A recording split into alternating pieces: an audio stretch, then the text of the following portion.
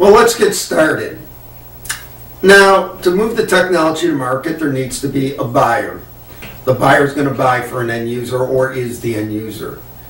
The easiest way to get a handle on who the buyers or more importantly, who the end users are is to find a resource like the Occupational Outlook on the Department of Labor's site of the U.S. government, or an equivalent if you're in a different country, or if it's a disease, something like the Centers for Disease Control website where they talk about what happens to patients and people who have diseases. You're trying to find some authoritative source that gives you sort of an understanding of the skills, the experiences, what's going on in the life of the person who is that end user and is going to stimulate the buying behavior. That's the trick for getting into that person's shoes and walking in their shoes. You need to find something that gives you an idea of the world they live in, and then you have to try and empathize and put yourself in that world. The easiest way to do that, quite frankly, is to pick up the phone and call them, as I've said before, to walk out and go to their place of work and talk to them directly. The other aspect in trying to empathize with somebody who's an end user is to try to imagine yourself doing that job. Once you read about it, you say, well, what would it be like if I only had that education? What would, in that skill mix, or, hey, wow, I had all those skills in education.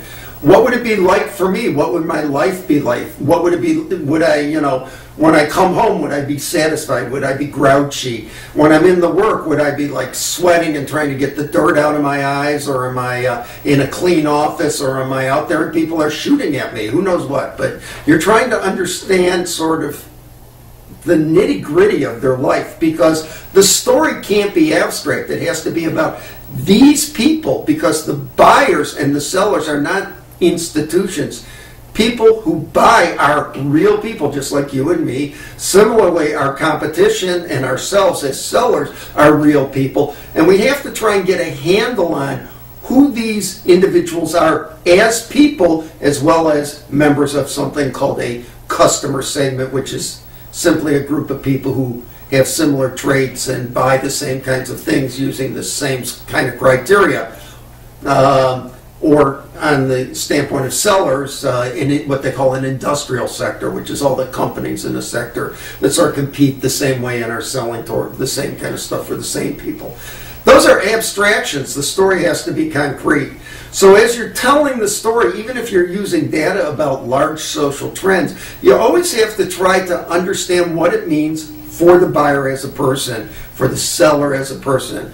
How do you make this story concrete so that it's about real people? Because if it's not about real people, there's no way anybody's going to find it persuasive, because only real people buy things.